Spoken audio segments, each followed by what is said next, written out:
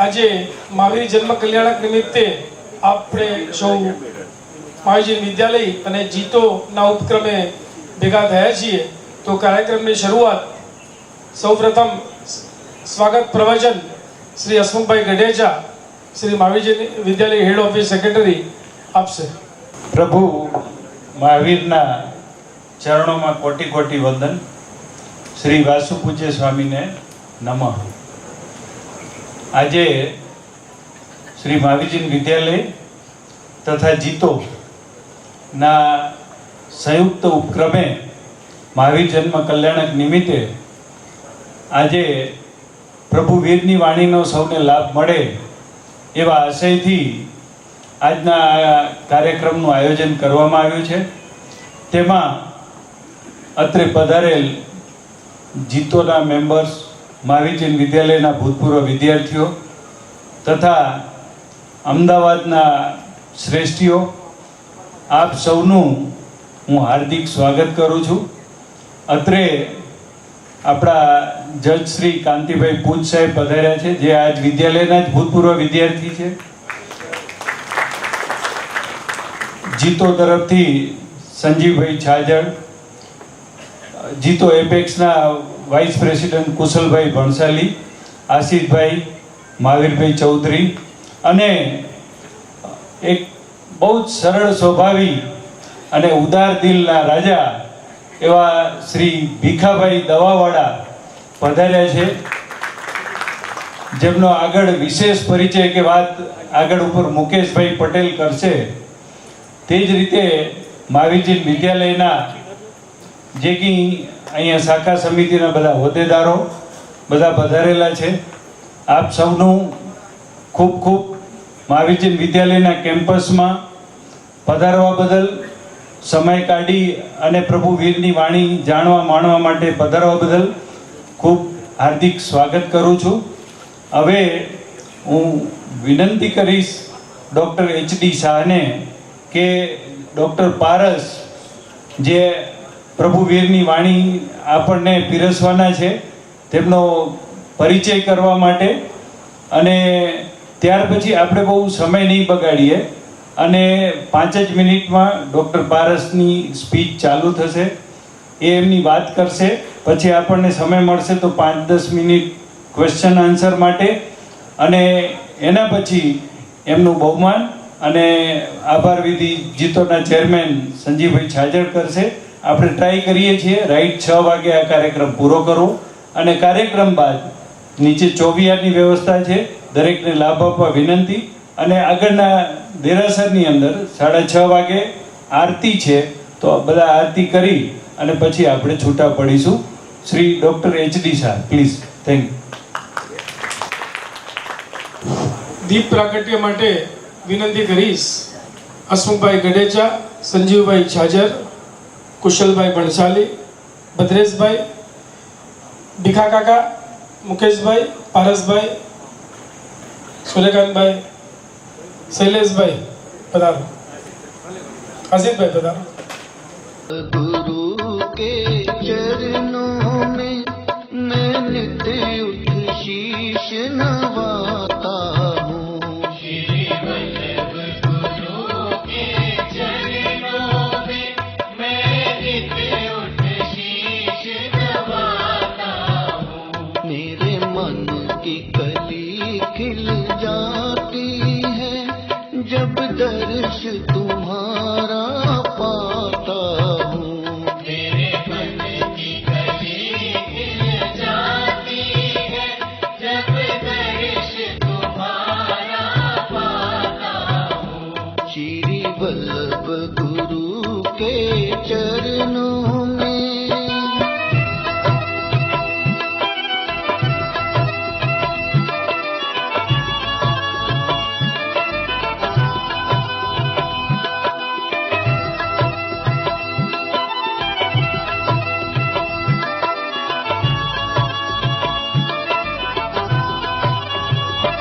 मुझे वल्लभ नाम ही प्यारा है.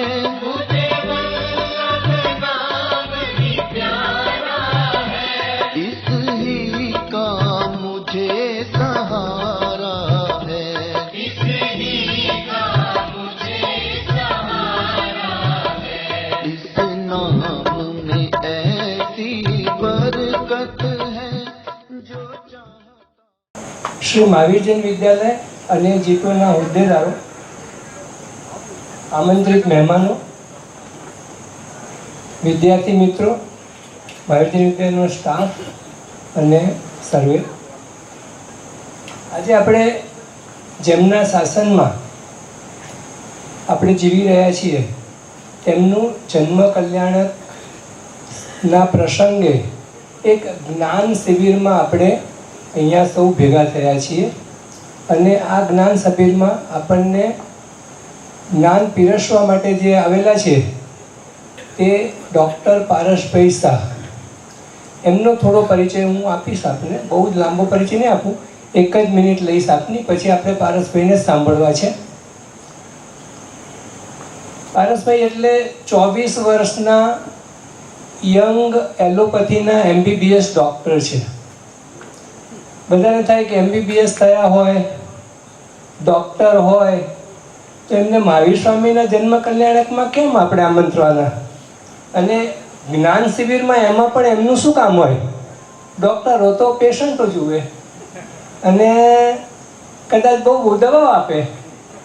એના બદલે આપણે પારસભાઈને અહીંયા આટલા વિદ્વાન વ્યક્તિઓની વચ્ચે, જીતોના હોદ્દેદારો કંઈ નાની સૂની વ્યક્તિ નથી, મહાવીર જૈન વિદ્યાલયના હોદ્દેદારો પણ અને ઘણા બધા આમંત્રિત મહેમાનો એ લેવલના છે કે જેમને જ્ઞાન પીરસવા માટે જો પારસભાઈને આપણે બોલાવતા હોઈએ તો એમાં કંઈક તો એવું હશે કે જેના માટે આપણે બધા ભેગા થયા છીએ.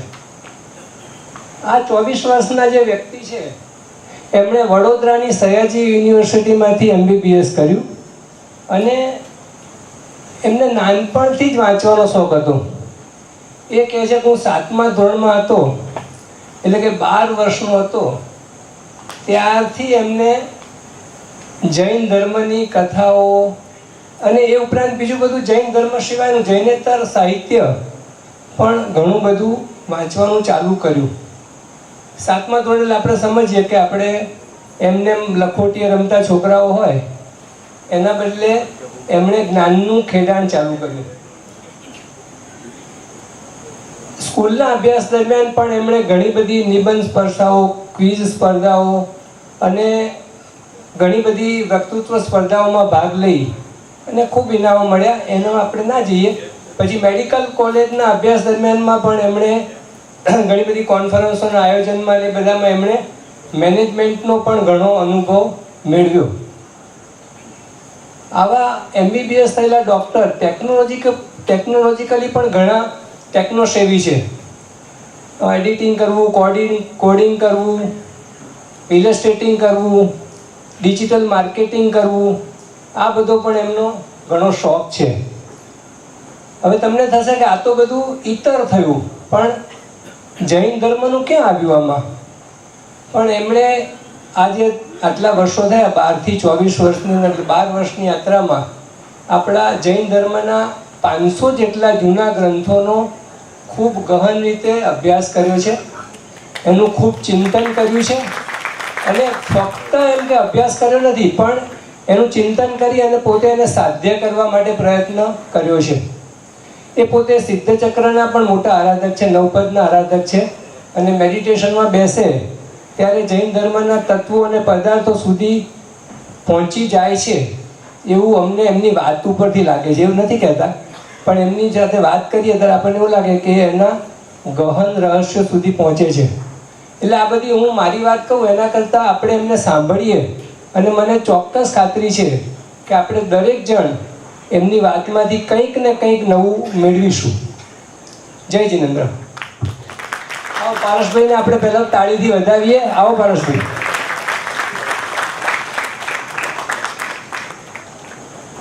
પધારેલા સર્વે મહાનુભાવો, ભાગ્યશાળીઓ, પુણ્યશાળીઓ, આપ સૌને આજે આપ સૌ સાતામાં હશો, કારણ કે ઘણા બધાના એમ્બિલની હોળી ચાલતી હશે, ઘણા બધાના એમ્બિલ ચાલતા હશે.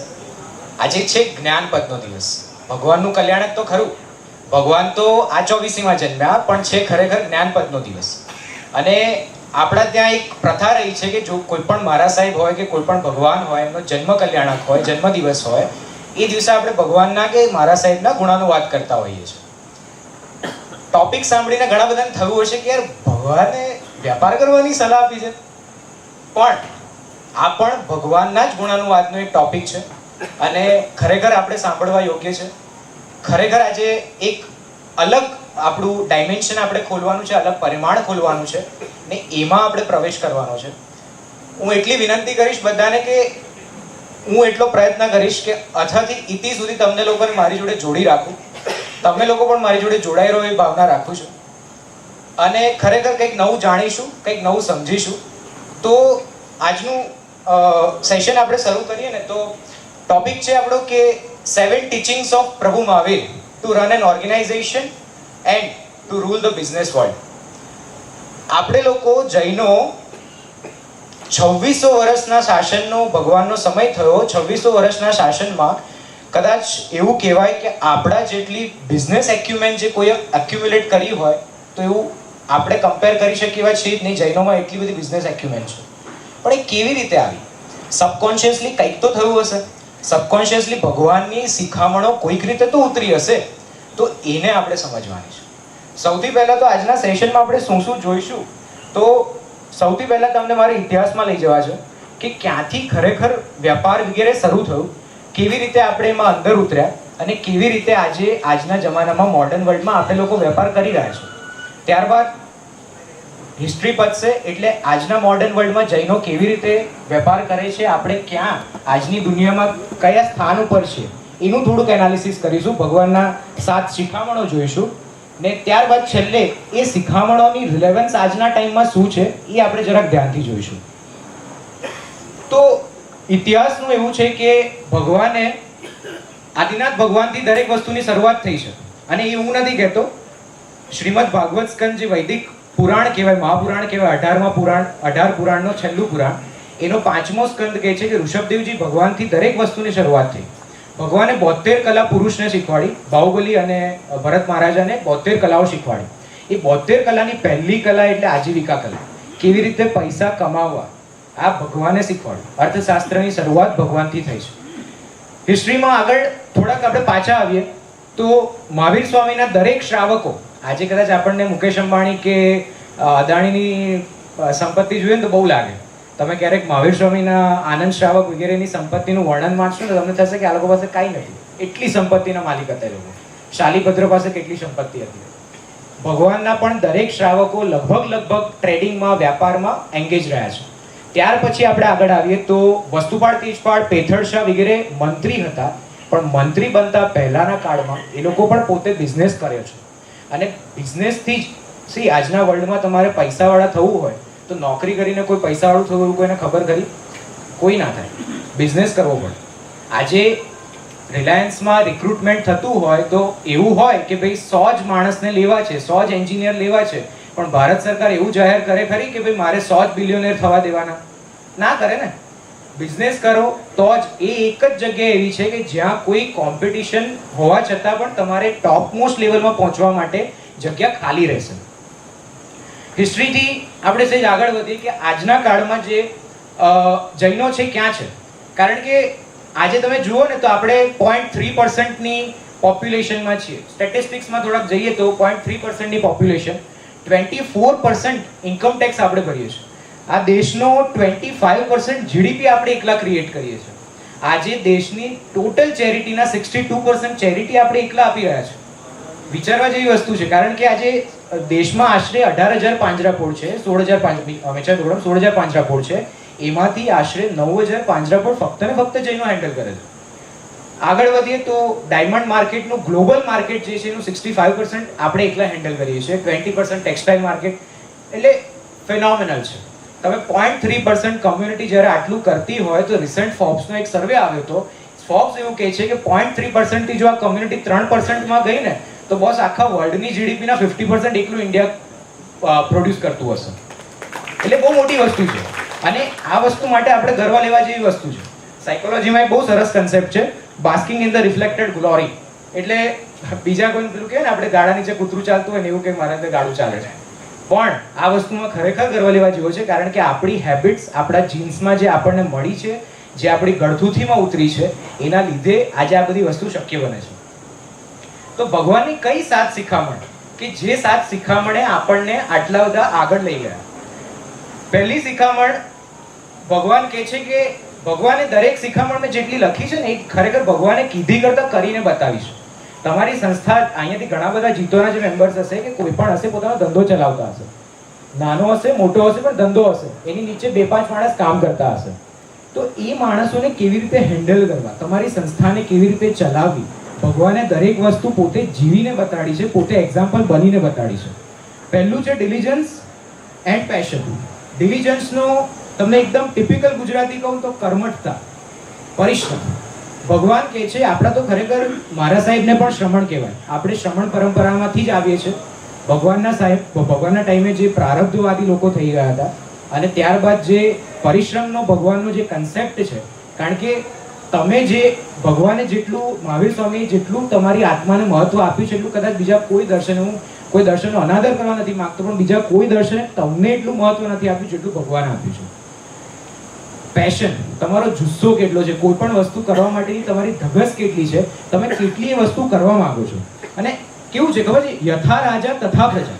આજે કોઈ ઓર્ગેનાઇઝેશન લઈને હું ચલાવતો હોઉં તો ત્યાં મારે મારા પોતાનામાં એ લેવલનું કમિટમેન્ટ, એ લેવલનું પેશન, એ લેવલનું હાર્ડવર્ક રાખવું પડે કે જે લેવલનું મને જોઈને મારા નીચેના માણસો કામ કરતા હશે. Right now I M working in UN Mehta. હું યુએન મહેતામાં કામ કરી રહ્યો છું, પણ તે છતાં હું જ્યારે કામ કરું છું તો હું એ સ્ટેટસનું કામ કરું કે મને જોઈને પેલા લોકોને ના કરવું હોય તોય કરવું પડે. એટલે એ તમારે અંદરથી ડેવલપ કરવું પડે. અને ભગવાને જીવીને બતાડ્યું છે. ભગવાને છેક છેલ્લે સુધી અહીંયા મેં ફોટો જે મૂક્યો છે ને, એ ભગવાનને કેવળ જ્ઞાન થયું ત્યારનો ફોટો છે. 12.5 વર્ષની તપશ્ચર્યામાં ભગવાન 48 મિનિટ સૂતા છે, 349 વખત જ ભગવાનના પારણા થયા છે. તો ભગવાનનું કયા લેવલનું કમિટમેન્ટ હશે એ આપણે વિચારવાની જરૂર છે. અને એ લેવલનું કમિટમેન્ટ આપણું ખરું. 2 કરન્સી છે, ટાઈમ છે, મની છે. મની બધા પાસે અલગ હશે, ટાઈમ બધા પાસે સેમ છે. એક્ઝેક્ટલી. તો ટાઈમ કેવી રીતે તમે ખર્ચો છો? તમારો ટાઈમ, મારો ટાઈમ, કોઈ મોટા ઉદ્યોગપતિનો ટાઈમ, ઇલોન મસ્કનો ટાઈમ, બધા પાસે 24 કલાક છે. How do we spend it, એ બહુ ઇમ્પોર્ટન્ટ છે. અને એ ભગવાન શીખવાડે છે. ભગવાને ભગવતીજી ઉત્તરાધ્યાન સૂત્રમાં 10મા અધ્યાયમાં બહુ સરસ વસ્તુ કીધી છે કે ગૌતમ સ્વામી જોડે ભગવાનના સંવાદ છે ને ભગવાને 36 વખત ગૌતમ સ્વામીને કીધું છે કે સમયમ ગોયમ માપમાય. એક ક્ષણનો પણ ગૌતમ તું પ્રમાદ ન કરીશ. એક વખત નથી કીધું, 36 વખત કીધું છે. ભગવાન સમજે છે કે સમય વેડફવો, સમયને ન સાચવવો, તમે સમય નહીં સાચવો તો સમય તમને નહીં સાચવે. સમય તમને ભૂલાવી દેશે જો તમે સમયને ભૂલાવી દેશો. એ વસ્તુ સમજવી બહુ જ જરૂરી છે. બીજો આપણો પોઈન્ટ છે કે સેલ્ફ ડિસિપ્લિન અને સેલ્ફ રિલાયન્સ. આપણે લોકો દરેક વસ્તુ માટે છે ને બીજા ઉપર નિર્ભર થતા હોઈએ છીએ. અને આ વસ્તુ ખરેખર ખોટ આપણા ઉછેરમાં, અપબ્રિંગિંગમાં પણ ઘણી જગ્યાએ છે કે દરેક વસ્તુ માટે નાનપણથી જ આપણે એવું કે હું તને કરી આપું છું. મમ્મીનો નેચર હોય, હું તને બેટા કરી આપું છું, હું તને કરી આપું છું. એ વ્યક્તિ પછી ક્યારેય સેલ્ફ રિલાયન્ટ થઈ ના શકે, એ સેલ્ફ ડિપેન્ડન્ટ થઈ ના શકે. અને સેલ્ફ ડિસિપ્લિન હોવી, સેલ્ફ રિલાયન્ટ હોવું એ બહુ જ ઇમ્પોર્ટન્ટ છે. કોઈ પણ ઓર્ગેનાઇઝેશન જ્યારે તમે ચલાવો છો, કોઈ પણ કંપની ચલાવો છો, ત્યારે તમે કેટલું બીજા ઉપર રિલાય કરી શકો. તમારે દરેક વસ્તુ, એક બહુ સરસ કહેવત છે કે જો તમારે સારા માલિક બનવું હોય ને તો સારા નોકર બનતા આવડવું જોઈએ. તમે જ્યારે બધું કામ જાતે કરતા હોય ત્યારે એ વસ્તુ તમારી, જ્યારે તમે માલિક બનો છો ત્યારે રિફ્લેક્ટ થાય છે. અને એ માણસ એ વસ્તુ જીવીને આવ્યો છે.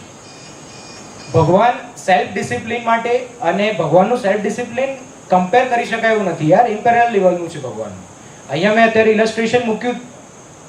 ઇલસ્ટ્રેશન ભગવાનનું મૂક્યું છે મેં. ભગવાન જ્યારે દીક્ષા લેવા નીકળ્યા છે, ભગવાનનું કમિટમેન્ટ જુઓ કે માતા પિતાનું મૃત્યુ થયું, ભાઈ વિનંતી કરે છે કે ભાઈ તું 2 વર્ષ રોકાઈ જા. એ 2 વર્ષ રોકાયા, પણ 2 વર્ષનું જીવન તો સાધુનું જ જીવ્યું છે. અને એ પછી પણ જ્યારે દીક્ષા લેવા નીકળ્યા ત્યારે ભગવાન એકલા છે. ભગવાન એવું બહાનું નથી આપતા કે ભાઈ મારે બીજા તીર્થંકરોની જેમ બીજા કોઈ તમારી જોડે દીક્ષા લેવામાં છે નહીં, હું એકલો જઈશ કેવી રીતે, હું એકલો આટલું બધું સહન કેવી રીતે કરીશ. ભગવાનને જ્યારે પહેલો ઉપસર્ગ આવ્યો ને ત્યારે ઇન્દ્ર મહારાજે વિનંતી કરવા આવે છે કે ભગવાન તમે કહો તો તમારા બધા ઉપસર્ગો, જ્યાં સુધી તમને કેવળ ન થાય ત્યાં સુધી બધા ઉપસર્ગો હું ટેકલ કરી લઉં. ત્યારે ભગવાન કહે છે કે હે ઇન્દ્ર, તને એટલું પણ ખબર નથી કે કોઈ પણ અરિહંત બીજાની સહાયતાથી ક્યારેય પણ તીર્થંકર બનતો નથી. ભગવાન પોતે આ વસ્તુ કહે છે, સ્વીકારે છે ને જીવીને બતાડે છે. અને એ વસ્તુ આપણે ઉતારવી એ ઘણી જરૂરી છે. ત્રીજી ક્વોલિટી જે ભગવાન આપે છે, રિસ્ટ્રેન્ટ અને ઇક્વાનિમિટી, સંયમ અને ક્ષમતા. એક દરેક જગ્યાએ કોઈ પણ કન્ડિશનમાં તમારું મગજ કેટલું તમે શાંત, બેલેન્સ અને સાઉન્ડ સ્ટેટમાં રાખી શકો છો, બહુ ઇમ્પોર્ટન્ટ છે. અને આપણા લોકોનું યુઝ્યુઅલ બિહેવિયર તમને હું કહું ને તો કમ્પ્લીટ પેનિકિંગ ટુ કમ્પ્લીટ એપથી. કોવિડ આવ્યો, કોવિડમાં એકદમ ઘરમાં લોકો પૈસા બી છે ને એ સેનિટાઈઝરમાં ધોઈને વાપરતા હતા, અને 4 મહિના થયા એટલે બધા ફરવા લાગ્યા. આપણી પાસે બેલેન્સ નથી. અને કોઈ પણ ઓર્ગેનાઇઝેશન જ્યારે તમે ચલાવતા હોય ત્યારે બેલેન્સ વગરનું માઇન્ડ એ સૌથી વધારે ઘાતક છે. તમારી પાસે as a manager, as a કોઈ કંપનીના તમે એડમિનિસ્ટ્રેશનમાં જ્યારે છો ત્યારે તમારી પાસે કેટલા બધા લોકો, કેટલા બધા પ્રશ્નો આવશે. એ પ્રશ્નોને કેવી રીતે હેન્ડલ કરવા, કેવી રીતે ટેકલ કરવા, કેવી રીતે એની જોડે એ વ્યક્તિને ડીલ કરવું. કારણ કે દરેક આમાં કેવું છે, દરેક તાળાની ચાવી અલગ છે. દરેક સિચ્યુએશન, દરેક ક્વેશ્ચન, દરેકના આન્સર, દરેકની જોડે ડીલ કરવાની એ અલગ રીત હોય છે. તો કેટલી સાઉન્ડ સ્ટેટમાં તમારે માઇન્ડ રાખવું પડે ભગવાન કહે છે. અહીંયા ઇલસ્ટ્રેશનમાં મૂક્યું છે, સુલપાણી યક્ષના મંદિરમાં જ્યારે ભગવાન હોય છે ને ત્યારે આખી રાતમાં ઉપસર્ગોની ઉપર ઉપસર્ગ થાય છે, પણ ભગવાનની મેન્ટલ સ્ટેટમાં કોઈ ફરક નથી પડતો. એ લેવલની મેન્ટલ સ્ટેટ આપણી હોવી જોઈએ કે અને આને ખરેખર જાડી ચામડીને ન કહેવાય. હા, પાછું એ તમને કહી દઉં, એ તો કોઈ ફેર ના પડે ને જાડી ચામડી ના કહેવાય. બાકી આ જે છે એ સમતા ભાવ છે, સંયમ ભાવ છે. ભગવાન કહે છે કે તમે જેટલા સંયમને કેળવશો, અંદર તમારે મનમાં ક્ષમતાને રાખશો, એટલી આ દુનિયા તમારી માટે સુખકારી થશે. આગળ ભગવાન આપણને શિખામણ આપે છે કે કોઈ પણ કન્ડિશન હોય, ક્યારે પણ કોઈ પણ સિચ્યુએશન હોય કે જે તમારાથી વિરુદ્ધ જઈ રહી છે, એની જોડે કેવી રીતે અનુકૂલન સાધવું. હમણાં જ મારી નીચે વાત થઈ, ભગવાને એમના ટાઈમમાં છે ને બધું સંસ્કૃતમાં હતું, અને નોર્મલ માણસો માટે સંસ્કૃત બોલવું એ નહોતું વેલિડ. ખાલી ક્ષત્રિય અને ક્ષત્રિયમાં પણ પુરુષો અને બ્રાહ્મણોના પુરુષો એટલા જ સંસ્કૃત બોલી શકતા હતા. ભગવાને અનુકૂલન સાધ્યું. ભગવાને પ્રાકૃતમાં બધો કોન્ટેન્ટ પૂરો પાડ્યો, કારણ કે ભગવાનને પણ ખબર છે કે ભાઈ જ્યાં સુધી પરિસ્થિતિ તમારા અનુકૂળ નથી થતી, તમારે પરિસ્થિતિને અનુકૂળ થવું પડે છે. પાર્શ્વનાથ ભગવાનના ટાઈમમાં 4 મહાવ્રત હતા. એ 4 મહાવ્રતમાંથી અપરિગ્રહ વ્રતને સ્પ્લિટ કરવાનું કામ ભગવાને કર્યું, કારણ કે ખબર હતી કે આવનારો ટાઈમ છે એ અપરિગ્રહમાં સ્ત્રીઓને નહીં ગણે. ત્યારે એમણે એ બ્રહ્મચર્યનું વ્રત અલગથી ભગવાને ઊભું કર્યું. તમે જ્યારે કોઈ પણ ઓર્ગેનાઇઝેશન ચલાવતા હોય, હિન્ડનબર્ગનો રિપોર્ટ આવ્યો, એ ખબર હશે બધાને, હિન્ડનબર્ગે અદાણી પર રિપોર્ટ કાઢ્યો. એ જો મેટરને તમે ક્લોઝલી ફોલો કરી હોય તો એ રિપોર્ટ આવ્યા પછીના લગભગ 1 અઠવાડિયામાં અદાણી ગ્રુપે $2.15 બિલિયન રીપે કરી દીધા. એમની લોન રીપે કરવાની હતી $500 મિલિયન. સ્ટીલ દે રીપેડ $2.15 બિલિયન. કેમ? કારણ કે એ સિચ્યુએશનની ડિમાન્ડ હતી. સિચ્યુએશનમાં એ જરૂરી હતું, નહીં તો ઇન્વેસ્ટર્સનો, સ્ટેક હોલ્ડર્સનો ટ્રસ્ટ કેવી રીતે રાખે માણસ. એવી રીતે આપણી પાસે અઢળક સિચ્યુએશન આવે છે કે જ્યાં આપણે લોકો એડપ્ટ થયા વગર એ કામ નથી કરી શકતા. અને અમે લોકો તો બાયોલોજીના સ્ટુડન્ટ્સ છે. બાયોલોજીમાં ડાર્વિને બહુ વર્ષો પહેલાં કહી દીધું કે સર્વાઈવલ ઓફ ધ ફિટેસ્ટ. તમે કેટલા પરિસ્થિતિને અનુકૂળ થઈ શકો છો, એના અનુરૂપ પરિસ્થિતિ તમને પરિણામ આપે છે. આગળ ભગવાને બહુ સુંદર એક વ્યવસ્થા ગોઠવી ઇક્વિટેબલ ડિસ્ટ્રીબ્યુશનની. ઇક્વિટેબલ ડિસ્ટ્રીબ્યુશન એટલે શું? ઇક્વલ ડિસ્ટ્રીબ્યુશન નથી કહેતો, ઇક્વિટેબલ ડિસ્ટ્રીબ્યુશન. ઇક્વલ અને ઇક્વિટેબલમાં ફરક છે. ઇક્વલ એટલે બધાને સમાન મળે. અહીંયા જેટલા બેઠા છે બધાનું એક રૂપિયા આપવું એ ઇક્વલ છે. મારે એવું નથી જોવાનું કે ભાઈ આ કેટલો હોશિયાર છે, શું છે, શું નહીં. ઇક્વિટેબલ એટલે શું? જેની જેટલી જરૂરિયાત છે, જેટલું પુણ્ય પહોંચે છે એને એટલું મળે. કેપિટલિઝમ અને કમ્યુનિઝમ, ઘણા બધા લેખકોએ મહાવીર સ્વામીને કમ્યુનિસ્ટ ગણ્યા છે, અને ખરેખર એ બહુ મિસકન્સેપ્શન છે. ભગવાને અત્યારે એક નવો કન્સેપ્ટ છે ને અમેરિકામાં બહુ ઊભો થઈ રહ્યો છે, કોન્શિયસ કેપિટલિઝમ. તમે જ્યારે કોઈ ફેક્ટરી ખોલો છો ત્યારે એ ફેક્ટરીમાં તમે લેન્ડ પણ યુઝ કરો છો, તો તમારું એક સ્ટેક હોલ્ડર તો એન્વાયરમેન્ટ પણ થયું છે. કોન્શિયસ કેપિટલિઝમ આ બધા જ સ્ટેક હોલ્ડર્સને લઈને કામ કરવાની એ મેથડ છે. અને ભગવાને કોન્શિયસ કેપિટલિઝમ આજથી 2700 વર્ષ પહેલા આપી દીધું. ભગવાન કહે છે ઇક્વિટેબલ ડિસ્ટ્રીબ્યુશનમાં ભગવાન કહે છે કે સંઘની જે વ્યવસ્થા છે, ગણધર ભગવંતો, કેવલી ભગવંતો, આચાર્ય ભગવંતો, ઉપાધ્યાય ભગવંતો અને સાધુ ભગવંતો. ગૌતમ સ્વામીને કેવળ જ્ઞાન તો બહુ પાછળથી થયું, બધાને ખબર છે. ભગવાનના કેવળ જ્ઞાની શિષ્યો હતા. ગૌતમ સ્વામી દેશના આપે ને તો કેવળ જ્ઞાની શિષ્ય નીચે બેસે ને ગૌતમ સ્વામી ઉપર બેસે. એનો મિનિંગ શું થયો? કે જેની પાસે સ્કિલ્સ છે, જેની પાસે એડમિનિસ્ટ્રેશન કરવાની તાકાત છે ને જેની પાસે વિઝન છે, પુણ્ય છે, એ વ્યક્તિ હંમેશા જેનું નોલેજ વધારે છે એના કરતાં ઉપર જ રહેવાનો છે. તમારો અનુભવ એ તમારા જ્ઞાન કરતાં, તમારી માહિતી કરતાં વધારે મહત્વનો છે. ભગવાનનું જે આ સ્ટ્રક્ચર છે, આજે આપણે કોર્પોરેટ વર્લ્ડમાં જોઈએ છીએ કે બોર્ડ ઓફ ડિરેક્ટર્સ હોય, બોર્ડ ઓફ ડિરેક્ટર્સમાં બની શકે કે 2-4 માણસ એવા બી હોય કે જે બીકોમ થયેલા હોય કે બીએ થયેલા હોય, અને સીઈઓ હોય આઈઆઈટીમાંથી ભણ્યો હોય કે આઈએમમાંથી ભણ્યો હોય. સ્ટીલ એ વર્ક કોના અંડર કરે છે? બોર્ડ ઓફ ડિરેક્ટર્સના અંડર. તમારી પાસે કેટલી એડમિનિસ્ટ્રેટિવ સ્કિલ્સ છે, તમારી પાસે કેટલી મેનેજમેન્ટ સ્કિલ્સ છે, એ વધારે મેટર કરે છે તમારા નોલેજ કરતાં. અને આ વસ્તુ સ્વીકારવી એ દરેક માટે ઇમ્પોર્ટન્ટ છે. આજે મોટાભાગના જે આઈએએસ છે ને, લગભગ આર્ટ્સનો કોર્સ લઈને આઈએએસ થતા હોય છે, અને એ બધા જેમ કે એમ મારે કરવું પડે, એમ બધી કંપનીઝે કરવું પડે ને બધાએ કરવું પડે. એટલે એ બહુ જરૂરી છે કે જે આ વ્યવસ્થા ગોઠવાઈ છે, આપણે આપણા ઇન્સ્ટિટ્યૂટમાં, આપણી ઓર્ગેનાઇઝેશનમાં આ વસ્તુને જોઈએ છે. નેપોલિયન હિલ કરીને બહુ મોટો લેખક થઈ ગયો, મેનેજમેન્ટનો બહુ મોટો એણે બુક લખી છે, ધ લો ઓફ સક્સેસ. ખરેખર વાંચવા જેવી બુક છે, મેં પાછળ ઉમેરી પણ છે. એણે એન્ડ્રુ કાર્નેગી, જો કોઈ નામ સાંભળ્યું હોય, અમેરિકાના બહુ મોટા ઉદ્યોગપતિ થઈ ગયા, એની માટે લખ્યું છે કે એણે જે સ્ટ્રક્ચર ઊભું કર્યું હતું, એની સંસ્થાનું જે માણસોને એણે જે મિક્સ કર્યા હતા ને જે લેવલનું સ્ટ્રક્ચર હતું, કે એ લોકો ઈચ્છતા ને તો સ્ટીલ ઇન્ડસ્ટ્રી છોડો, એ દુનિયાની કોઈ પણ ઇન્ડસ્ટ્રી પર રાજ કરી શકતો. તમારું સ્ટ્રક્ચર કેટલું, એઝ અ લીડર તમારે એ જોવાનું છે કે તમારી સંસ્થાનું સ્ટ્રક્ચર કેટલું બધું સુદૃઢ છે. તમારું બેઝ જ્યારે મજબૂત હોય, જ્યારે તમારા બાંધકામનો પાયો મજબૂત હોય, ત્યારે બાંધકામની ઉપરનો ભાગ તો મજબૂત રહેવાનો જ છે. ભગવાન ઇક્વિટેબલ ડિસ્ટ્રીબ્યુશનમાં આ જ વાત કરે છે. ત્યાર પછી છે કોલાબરેટિવ અપ્રોચ. કોઈ પણ વસ્તુ કરવી હોય ને ત્યારે કોલાબરેશન, 2 અપ્રોચ છે, કોલાબરેશન અપ્રોચ અને કોમ્પિટિટિવ અપ્રોચ. તમે કયો અપ્રોચ લો છો એના પરથી આઉટકમ નક્કી થાય છે. ભગવાને દરેક જગ્યાએ તમે જોશો ને તો કોલાબરેટિવ અપ્રોચ રાખ્યો છે. દરેક જગ્યાએ આપણને ઇવન શીખવાડે પણ શું કે ભાઈ તમારે બધા જ જીવો પ્રત્યે, શિવમ વસ્તુ સર્વ જગત, આખા જગતનું કલ્યાણ થાય, દરેક જીવ પ્રત્યે મારે સદભાવ રાખવો. અને આ વસ્તુ છે ને સબકોન્શિયસલી જ્યારે તમે કોઈ જગ્યાએ કામ કરતા હોય ને ત્યારે તમે દરેક વ્યક્તિ માટે એવું વિચારશો કે ભાઈ એવું હું કંઈ ના બોલી જાઉં વગર કામનું, જરૂર પડે તો બોલવું પડે, પણ વગર કામને એવું કંઈ ના બોલી જાઉં કે એને હર્ટ થાય. ને this is informal HR. Informal HR આપણું સબકોન્શિયસલી એટલું સ્ટ્રોંગ હોય છે કે કોઈ પણ જગ્યાએ જઈને મોકલો ને એટલે એ સક્સેસ થઈને જ આવે. જ્યારે એચઆરની કોઈ વાત હોય કે માણસો જોડે ડીલ કરવાની વાત હોય, કમ્યુનિકેટ કરવાની વાત હોય, ભગવાને કોલાબરેટિવ અપ્રોચમાં કીધું કે ભાઈ તમે દરેક જોડે સહયોગ સાધો, દરેક જોડે એક સારી માનસિકતાથી વાત કરો, દરેક જોડે એક પોઝિટિવ અભિગમ રાખીને વાત કરો. અને એનું પરિણામ આપણે આજે જોઈએ છે કે આજે સાધુ સંસ્થા, શ્રાવક સંસ્થાએ આટલા વર્ષોથી કોલાબરેટિવ અપ્રોચ રાખ્યો તો 2700 વર્ષથી શાસન આપણને મળ્યું. અને આજે આટલું જે આપણી સંઘ વ્યવસ્થા છે, આજે અહીંયાથી કોઈ એવું હોય કે જે જૈન ધર્મનો ના માનતું હોય, નાસ્તિક પણ હોય ને, તો આપણે મહાવીર ગ્રુપ ઓફ ઇન્ડસ્ટ્રીઝ નામ આપી દઈએ. મહાવીર ગ્રુપ ઓફ ઇન્ડસ્ટ્રીઝને પણ રીતે તમે જોશો તો અત્યારે આખા દેશમાં આશરે એક વચ્ચે આર્ટિકલ આવ્યો હતો, આશરે 6 લાખ કરોડની આપણી અસેટ્સ છે. એ વગર કોલાબરેટિવ અપ્રોચે આપણે ક્યારેય ન કરી શકતા. અને આટલા દેરાસર, આટલા ઉપાશ્રય, આટલું બધું ઊભું કરવું અને મેન્ટેન કરવું એ તમે જેવી તેવી વસ્તુ નથી. આજે એકલા પાલીતાણામાં તમે જઈને જુઓ, એની ખાલી ઇકોનોમી ગણવાની ચાલુ કરો ને કે કેટલી જીડીપીમાં એનું કોન્ટ્રીબ્યુશન શું છે, તો પણ આપણું આખો આમ ચક્રાઈ જાય કે યાર શું આટલું બધું એનું જીડીપીમાં આટલું બધું કોન્ટ્રીબ્યુશન છે. છેલ્લે ભગવાન કહે છે, અને સૌથી વધારે ઇમ્પોર્ટન્ટ છે, ઇફેક્ટિવ કમ્યુનિકેશન. અત્યારે હું બોલી રહ્યો છું, મને ખબર છે આમાંથી ઘણા બધાનું ધ્યાન પણ નથી અને ઘણા બધાને ખબર પણ નથી પડતી.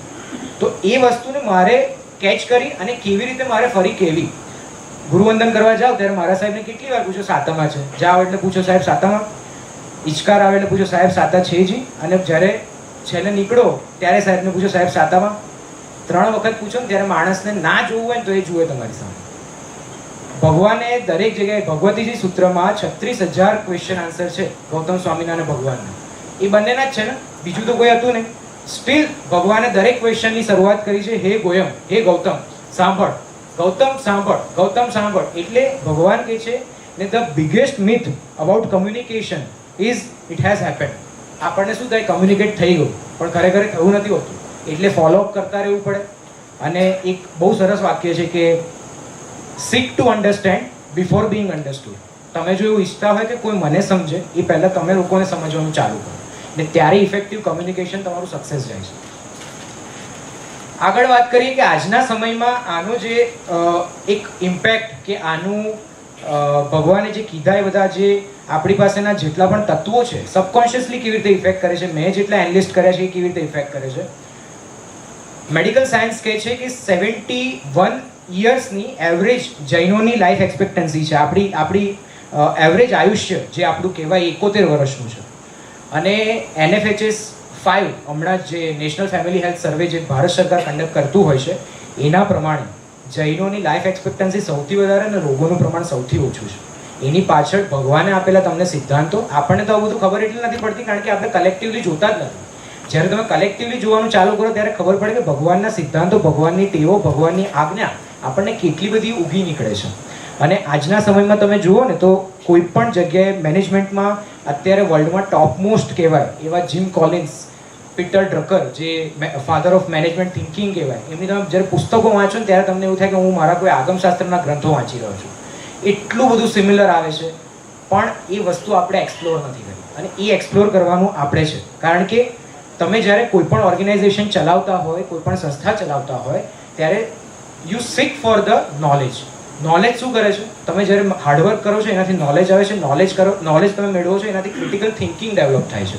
ક્રિટિકલ થિંકિંગ તમને ડિસિઝન મેકિંગમાં લઈ જાય છે અને ડિસિઝન મેકિંગ છેલ્લે વેલ્થ ક્રિએશન કરે છે. આ બહુ સિમ્પલ એક ટેબલ છે અને એ તમે જ્યારે અનુભવ કરો છો, જ્યારે તમે એ વસ્તુને જીવો છો ત્યારે તમને ખબર પડે કે ખરેખર વેલ્થ ક્રિએશનની પાછળ જે ભગવાને આજે જ્ઞાનનો દિવસ, જ્ઞાન પદનો દિવસ છે અને જે જ્ઞાનને મહત્વ આપ્યું છે એનું કેટલું મોટું મહત્વ છે. અને એક તો વસ્તુ એવી છે ને કે આપણે દરેક ક્ષણે શીખતા રહેવું જોઈએ. જે ક્ષણે તમે એઝ અ સ્ટુડન્ટ મરી જાઓ છો એ ક્ષણે તમારી અધોગતિ શરૂ થઈ જાય છે. આજના સમયમાં ભગવાનના તત્વોનું, ભગવાનના પદાર્થોનું રિલેવન્સ આ જ છે કે જે તત્વો, જે પદાર્થો તમને મળ્યા છે એને સમજો, એને સ્વીકારી અને એ પ્રમાણે ઇમ્પ્લિમેન્ટ કરશો તો રિઝલ્ટ નહીં મળે એવું ક્યારેય નહીં બને. છેલ્લે એક વાત મારે લેવી છે કે ભગવાનની પાસેથી જે સૌથી મોટી વસ્તુ શીખવાની છે, મહાવીરીફાઈ યોરસેલ્ફ. કે આજે છે ને એક ફોટો છે, કીડી છે ને એ સુગર ક્યુબની ઉપર છે. અત્યારે ચૈત્ર મહિનો એટલે ખરેખર કીડીનો દર ભરવાનો મહિનો કહેવાય. કીડી એનું દર ભરે. કેમ ભરે? કે ભાઈ ચોમાસું આવશે, મારી પાસે ખાવાનો સ્ટોરેજ હોય. પણ ખરેખર શું થાય છે? જેવું ચોમાસું આવે એટલે દરમાં પાણી ભરી જાય એટલે એનું બધું ખાવાનું ગયું અને કીડી સાથે મરી જાય. ગમે એટલી સંપત્તિ ભેગી થાય, છેલ્લે આપણો નેચર કેવો હોવો જોઈએ? માખી જેવો, કે જે તમારા સાકરની ઉપર બેઠી છે પણ જ્યાં એને કોઈક હાથ લગાડશે એ ઉડીને જતી રહેશે. અને એ જ માણસ હંમેશા સુખી રહી શકે. કારણ કે ભગવાને જે આ થિયરી આપી ને એ થિયરી અલ્ટિમેટલી શું કરે? તમને ખબર છે કે ભાઈ પૈસા મેળવવાના છે, વિથ મની જીવવાનું છે, પણ ફોર મની નથી જીવવાનું. તો વિથ મની જ્યારે તમે જીવો છો તો તમને ખબર છે કે આ પૈસાનો હું ટ્રસ્ટી છું, નથી ઓનર. એ ટાઈમે તમારી રિસ્ક એપેટાઇટ વધે છે, જે અલ્ટિમેટલી તમારી રિસ્ક ટોલરન્સ વધારે છે ને છેલ્લે રિસ્ક કેપેસિટી વધારે છે. અને એટલે જ આપણા જૈનો જેટલું રિસ્ક લઈ શકે ને ધંધામાં એટલું બીજું કોઈ ના લઈ શકે. અને આ એનું રહસ્ય છે. છેલ્લે એટલી જ વાત કહેવી છે કારણ કે મને ઓડિયન્સ બહુ ગમી અને ઓડિયન્સ માટે બે વાત એટલી ખાલી કહું કે हमारी महफिल में तो लोग बिना बुलाए आ जाते हैं, हमारी महफिल में तो लोग बिना बुलाए आ जाते हैं क्योंकि हम उनके स्वागत में फूल नहीं अपने दिल बिछाते हैं. Thank you very much. આ મેં સજેસ્ટેડ રીડિંગ્સ લખ્યા છે. ઉત્તરાધ્યાય સૂત્ર આગમ ગ્રંથ છે એટલે કોઈ મારા સાઈડના એનાથી તમે સમજો તો વધારે સારું રહેશે. શ્રાદ્ધ વિધિ પ્રકરણ દરેકે વાંચવા લાયક છે. ત્યારબાદ અર્હન નીતિ ગ્રંથ કે જે કલિકાલ સર્વજ્ઞ હેમચંદ્ર સુરી મહારાજે કુમારપણ મહારાજને રાજ્યતંત્ર કેવી રીતે ચલાવવું એની માટે સ્પેશિયલી લખ્યો હતો. એ ગ્રંથ ખરેખર વાંચવા જેવો છે. The practice of management Peter F Drucker મેં જે આગળ કીધું, law of success Napoleon Hill, good to great Jim Collins, social psychology of organizing Karl E Weick, age of surveillance capitalism Shoshana Zuboff, super pump. મારી લગભગ એવું કહી શકું કે આ બધામાં આપણા ધાર્મિક ગ્રંથો છોડી દો તો બધામાં સૌથી ફેવરેટ બુક ઉબરની આખી સ્ટોરી. અને આ જો તમને વાંચવાનો કંટાળો આવે તો એની ઉપર આખી એક વેબ સિરીઝ પણ છે, જોવાલાયક છે, બહુ જ સરસ છે. ટ્રાવિસ કેલેનિક જે ઉબરનો ફાઉન્ડર હતો એની ઉપર આખી સ્ટોરી છે. The fearless organization by Amy Edmondson, ખાસ વાંચજો. આના સિવાય પણ ઘણી બધી છે, the psychology of money, atomic habits, rich dad poor dad, એ બધી ઘણી બધી બુક્સ છે. પણ એના કરતાં આ મને વધારે યોગ્ય લાગે એટલે મેં મૂકી છે. અને છેલ્લે એક જ વસ્તુ તમને લોકોને કહીશ કે આપ સૌનો આભાર મને સાંભળવા માટે. અને એક QR કોડ મૂક્યો છે, પ્લીઝ તમારી એક ફીડબેક મને જોઈએ છે. 2 મિનિટ લાગશે તમને, તમે લોકો તમારા મોબાઈલથી સ્કેન કરી શકશો તો ફીડબેક આપજો. અને હવે કોઈના પણ કંઈ ક્વેશ્ચન, અમે એટલે થોડું વહેલું બતાવ્યું છે કે લોકોના ક્વેશ્ચન્સ મારે લેવા છે. તમને એવું ના લાગવું જોઈએ કે આ ટિપિકલ સ્પીકર છે કે બોલ્યા કરે છે ને અમને કંઈ ચાન્સ નથી મળતો. લોકોના ક્વેશ્ચન્સ મારે લેવા છે, તમને ઇન્વોલ્વ કરવા છે. તો પ્લીઝ તમારા કોઈ પણ ક્વેશ્ચન હોય તો મને જણાવાય. જો ક્વેશ્ચન ના હોય ને એટલે બે વસ્તુ છે, કાં તો સાંભળ્યું નથી કાં તો બધું આવડી ગયું છે. એટલે એવું ના થાય પ્લીઝ. એટલે મને એવું ના ફીલ થવું જોઈએ કે સાંભળ્યું જ નથી પછી.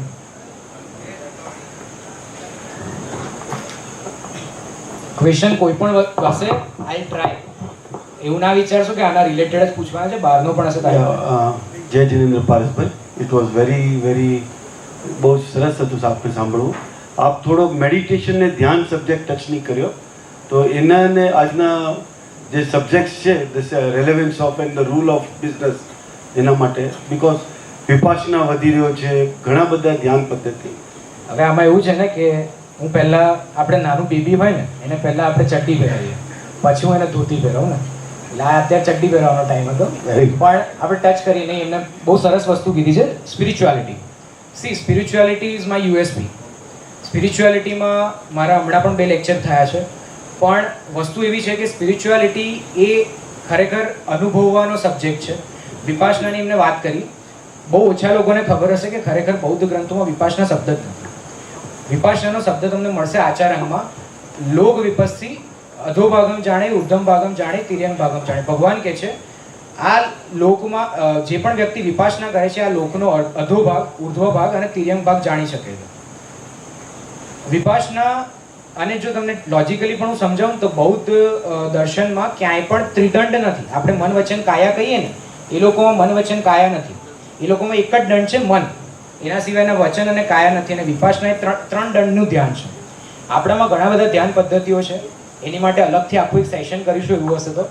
ધ્યાન વિચાર, કલાપૂર્ણ સૂરી મહારાજનો ગ્રંથ, ધ્યાન દીપિકા કેસર સૂરી મહારાજનો ગ્રંથ, ધ્યાન શતક હરિભદ્ર સૂરી મહારાજનો ગ્રંથ, અને ત્યારબાદ બુદ્ધિસાગર સૂરી મહારાજના ઘણા બધા ગ્રંથો છે, ખરેખર વાંચવા યોગ્ય છે. હવે હું સ્પિરિચ્યુઆલિટી માટે મારું જે મંતવ્ય છે કે સ્પિરિચ્યુઆલિટી એ ખરેખર છે ને, મેં છેલ્લે એક વસ્તુ તમને એકચ્યુઅલી મારે કહેવી હતી, મેં થોડી સ્કીપ કરી પણ હવે કહી દઉં છું. ડેમમાં ગમે એટલું પાણી હોય, 2 ગ્લાસ પાણી તમારા પેટમાં નહીં પડે ને તો શાંતિ નહીં મળે. માર્કેટમાં ગમે એટલા પૈસા હોય, તમારા ખિસ્સામાં પૈસા નહીં હોય તો શાંતિ નહીં મળે. હોસ્પિટલમાં ગમે એટલી દવા હોય, તમારા પેટમાં દવા નહીં જાય કોઈ મતલબ નથી. બહારની દુનિયામાં ગમે એટલું હોય, તમે અંદરથી જો ખાલી હશો તેનો કોઈ મતલબ નથી. Spirituality is all about feeling your inside. એટલે તમે જ્યારે ઘરે, આમાં કેવું છે કે એક તમને છે ને, આપણે ગુરુ શિષ્ય પરંપરામાં હંમેશા આવ્યા છે દરેક વસ્તુ માટે. તો સ્પિરિચ્યુઆલિટી સબ્જેક્ટ જ એવો છે કે કોઈકની પાસેથી તમારે એનું યોગ્ય માર્ગદર્શન લઈને કામ આગળ કરવું પડે. એની માટે અલગથી સેશન કરીશું. આટલું અત્યારે હું યોગ્ય સમજુ છું કે આટલું કહેવું, પણ સ્પિરિચ્યુઆલિટી બહુ જ ઇમ્પોર્ટન્ટ છે દરેક માટે. કારણ કે તમારી પાસે બહાર ગમે એટલું હશે, અંદરથી જો તમે ખાલી હશો તો તમે 110% એ બધી વસ્તુઓની વચ્ચે રહીને પણ દુઃખી રહેશો. એ હું લખીને આપવા રેડી છું. એટલે એની ઉપર કંઈક આગળ ક્યારેક વાત કરીશું. બીજો ક્વેશ્ચન. Yes please. માઇક આપજો. અચ્છા, એક જ પારસભાઈ, થેન્ક યુ. થોડોક લેટ હતો, પણ એક સવાલ હતો કે શાસ્ત્ર નીતિ એમ કહે છે કે અર્થ ઉપાર્જન જો કરવું હોય તો નીતિપૂર્વક કરવું જોઈએ. હવે આપણે બધા જાણીએ છીએ કે નીતિપૂર્વક અર્થ ઉપાર્જન કરવું એ કેટલું ડિફિકલ્ટ છે. તો એ નીતિપૂર્વકનું અર્થ ઉપાર્જન કરી અને સંતોષને ધંધામાં પેદા કરવો અથવા ઉત્પન્ન કરવો એ કેવી રીતે કરી શકાય? બંનેને સાયમલ્ટેનિયસલી કેવી રીતે થઈ શકે? બહુ સરસ ક્વેશ્ચન છે. તાળીઓ, ખરેખર તાળીઓ. બહુ સરસ ક્વેશ્ચન છે. આપણા ધર્મમાં છે ને ભૂમિકાઓ છે.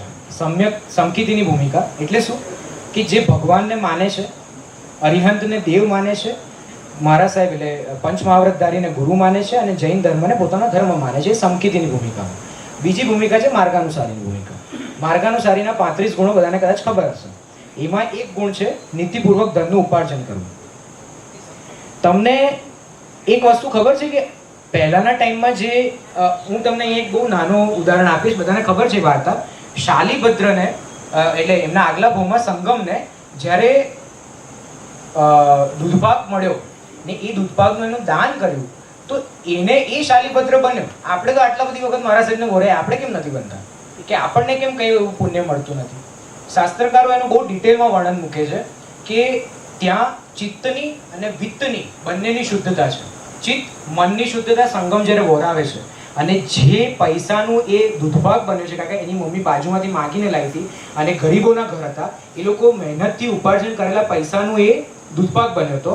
એ ચિત્ત અને વિત્ત બંનેની શુદ્ધતા હોવાના કારણે એ પુણ્ય એટલું બધું જોરદાર હતું કે એનું એ શરીરે પુણ્ય ભોગવી શકે હાલતમાં હતું, અને માતાની નજર લાગવાનું નિમિત્ત મળ્યું અને એ મરીને શાલીભદ્ર થયા છે. આપણા કોઈ પણ દાનમાં કેમ આટલો પાવર નથી? કારણ કે ક્યાંકથી ને ક્યાંકથી આપણું ધન એ ન્યાયપૂર્વક ઉપાર્જન થતું નથી. હવે એમના ક્વેશ્ચન ઉપર આવું કે આજના ટાઈમમાં ન્યાયપૂર્વક ધન ઉપાર્જન, જો આપણે છે ને કલેક્ટિવિસ્ટ સોસાયટીમાં રહીએ છીએ, સોશિયોલોજીનો કન્સેપ્ટ છે. કલેક્ટિવિસ્ટ સોસાયટી એટલે આપણે બીજાના લેન્સથી આપણી જાતને જોઈએ છે. નાનપણમાં મમ્મી શું કરે? માથું ઓળે, જા પપ્પાને બધા કેવો લાગે છે. મમ્મી એવું નહીં કે અરીસામાં જો તું તારી જાતને એનાલાઇઝ કર કે તું કેવો લાગે છે. આપણે હંમેશા બીજાના લેન્સથી આપણી જાતને જોવાનું શીખ્યા છે. તમે જ્યારે ન્યાયપૂર્વક ધનનું ઉપાર્જન કરો છો ત્યારે તમે દુઃખી કેમ થાવ છો? કારણ કે તમે કરો છો એટલે દુઃખી નથી થતા, તમે બીજાનું જુઓ છો એટલે તમે દુઃખી થાવ છો. એ છોડી દેવાનું છે. આજે મારી ફિલ્ડમાં મારાથી ઉપર ઘણા ડૉક્ટર્સ છે, ઘણા બધા પ્રેક્ટિસ પણ બહુ જોરદાર કરે છે, પણ મને મારા કામથી સંતોષ છે? એ સૌથી મોટો ક્વેશ્ચન છે. આજે હું પોસ્ટ ગ્રેજ્યુએશન કરું અને સમજો કે મને સારી સીટ ન મળી, મારે કોઈ બીજી નીચે ઉતરતી બ્રાન્ચની સીટ લેવી પડી, પણ હું ખુશ છું, હું સારી રીતે એમાં પૈસા કમાઈ શકીશ. અને હું એવું નથી માનતો, હું તમને આ વસ્તુમાં હું થોડું ડિફર કરીશ કે નીતિપૂર્વક તમે ન કમાઈ શકો એવું તો નથી. નીતિપૂર્વક હા, બની શકે કે તમે પેલા કરતાં થોડા ઓછા કમાઈ શકો, પણ એ ક્યાંક ને ક્યાંક તો ભોગવવાનું જ છે. અને એ આવતા ભવનું તો હું વાત પણ નથી કરતો. આ જ ભવમાં મેં જોયેલા ઉદાહરણ છે કે કેવી રીતે તમારે ભોગવવું પડે છે. કારણ કે હું તમને આનું સાયન્ટિફિક એવિડન્સ આપું કે તમે જ્યારે કોઈ પણ જગ્યાએ અનીતિ કરો છો, તમે સબકોન્શિયસલી વસ્તુ જાણો છો ને તમારું શરીર એ વસ્તુને રિએક્ટ કરે છે. હમણાં વચ્ચે બહુ સરસ રિસર્ચ પેપર આવ્યું હતું કે ઓટો ઇમ્યુન ડિસીઝીસ, જેને પણ સોરિયાસિસ હશે, રૂમેટોઇડ આર્થરાઇટિસ હશે, બધા ઓટો ઇમ્યુન ડિસીઝીસ છે. એ કેમ થાય છે? કારણ કે તમે ક્યાંક ને ક્યાંક કોઈકની જોડે લુચ્ચાઈ કરી છે, કોઈકની જગ્યાએ તમે ક્રોધ કર્યો છે, કોઈક જગ્યાએ તમે કશાયો બધા એકદમ એક્ઝાજરેટ થાય છે, ત્યારે તમારા સેલ્સ એને મારવા તો જવાના નથી. સેલ્સ શું કરશે? એનો જે તમારા જે ભાવ છે એ સેલ્સના ભાવ છે, અને એ જે તમારા કોષ છે, સેલ્સ છે, એ અંદર લડવાનું સ્ટાર્ટ કરે, અને એ that is autoimmune disease. એટલે ક્યાંકથી ને ક્યાંકથી તો એ ઉગવાનું જ છે. નીતિપૂર્વક કરશો તો એટલીસ્ટ એટલી શાંતિ હશે કે ભાઈ મેં કોઈકનું તો ખોટું નથી કર્યું. કદાચ હું 2 પૈસા ઓછો કમાયો ને ફેર એટલો જ પડશે કે બેંક બેલેન્સમાં ફરક હશે, બાકી તમારી લાઈફસ્ટાઈલમાં તો હું નથી માનતો કે કોઈ ફરક હશે. આટલો જ ફરક પડે છે. I hope I sorry. કોઈ અહીંયાથી હતું? હા,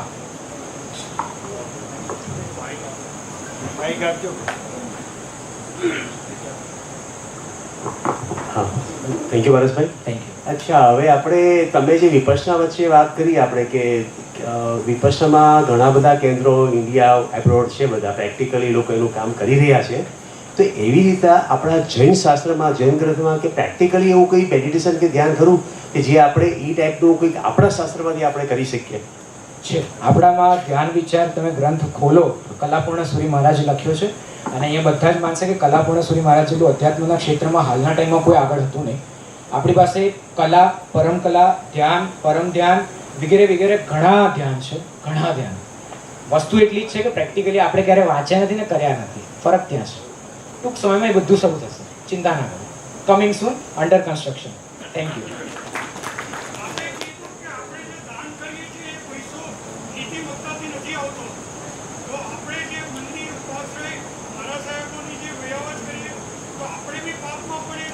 ના ના, દ્રવ્ય સપ્તતિકા ગ્રંથમાં બહુ સરસ સુંદર વાક્ય લખ્યું છે. આપણે ક્યારેક કોઈ વ્યક્તિ અવિધિ કરતો હોય ને તો આપણે શું કહીએ કે ભાઈ આવું ખોટું કરવું એના કરતાં ના કરીશ.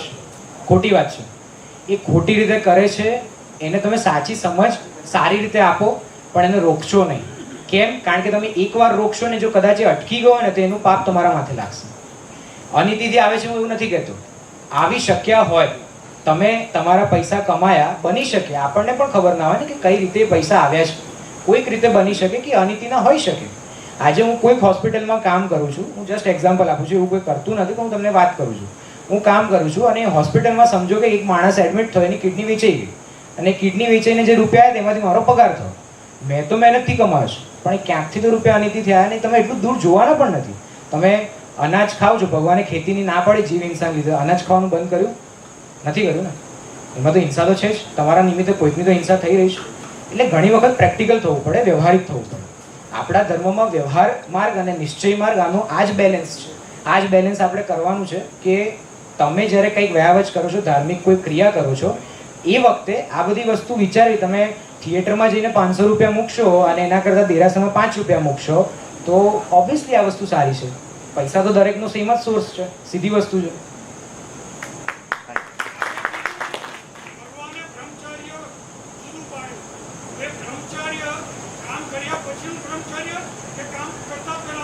બ્રહ્મચર્યમાં આપણી પાસે સાધુ ભગવાનનું બ્રહ્મચર્ય છે ને, એ સંપૂર્ણ શુદ્ધ બ્રહ્મચર્ય છે.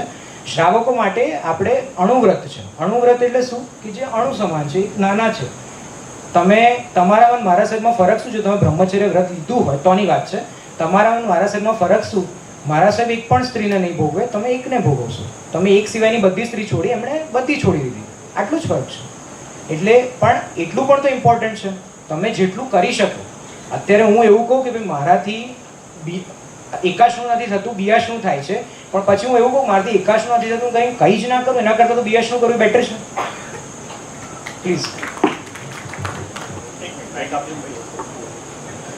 આખા વિશ્વમાં મહાવીર સ્વામી એક જ વ્યક્તિ એવા હતા કે મારી પૂજા ના કરતા, મારી પાસે કોઈ ઉમ્મીદ ના રાખતા, હું કોઈ ચમત્કાર નહીં કરું, દુઃખને તમે જન્મ આપ્યો છે, તમારે જ ભોગવવું પડે, તમે મારા માર્ગે ચાલો.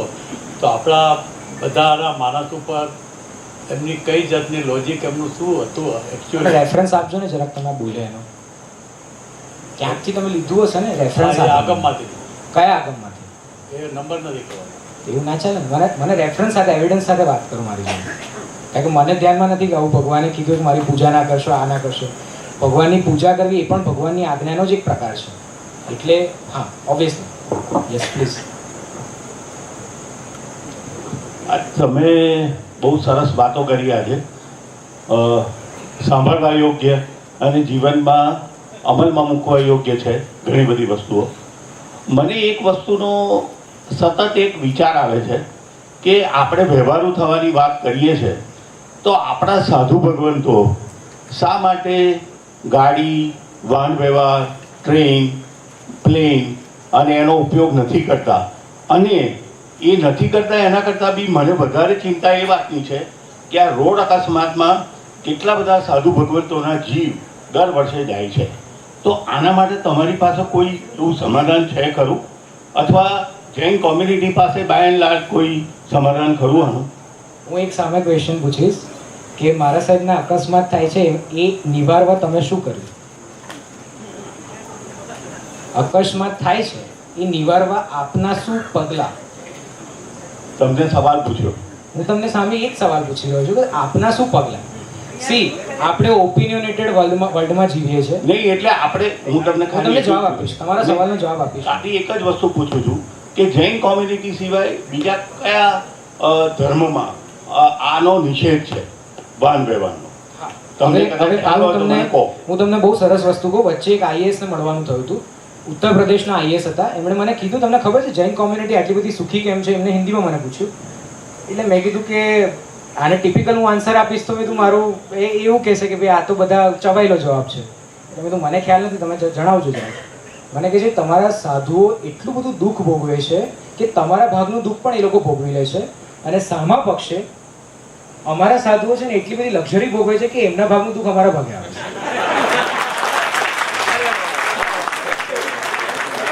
તો આઈ ગેસ બધાના ક્વેશ્ચન્સ સોલ્વ થઈ ગયા હશે, કારણ કે ટાઈમ થઈ રહ્યો છે અને 24 પછી ટાઈમ થઈ જશે, મને દોષ લાગશે. આઈ હોપ બધાને મજા આવી હશે. કાકા હું તમને મળીશ, હું પર્સનલી મળીને ક્વેશ્ચન સોલ્વ. 24 સમય થઈ ગયો છે, 5 મિનિટ. હા અશુભાઈ, બધાને મજા આવી છે એવી આશા રાખું છું. હા કે ના તો બોલો. Yes, thank you. અત્રે આપ સૌ પધાર્યા. જીતોમાંથી ઘણા મહાનુભાવો પધાર્યા. કચ્છી જૈન સમાજમાંથી શાંતિભાઈ સાવલા, અશોકભાઈ, પ્રકાશભાઈ સંઘવી, અગાઉ પણ મેં બધા ઘણાના નામો લીધા. એટલે મહાવીર જૈન વિદ્યાલયની આપની સૌની મુલાકાત થઈ એ અમારા માટે આનંદ અને ગૌરવની વાત છે. આપણે માત્ર હવે 10 મિનિટ હું મુકેશભાઈ પટેલને વિનંતી કરીશ કે અત્રે ભીખાભાઈ દવાવાળા, ભીખા કાકા, જેમને હુલામણા નામથી બોલાવીએ છીએ, ખૂબ સરળ સ્વભાવી, ઉદાર દિલ, એમના માટે 2 મિનિટ વાત કરશે.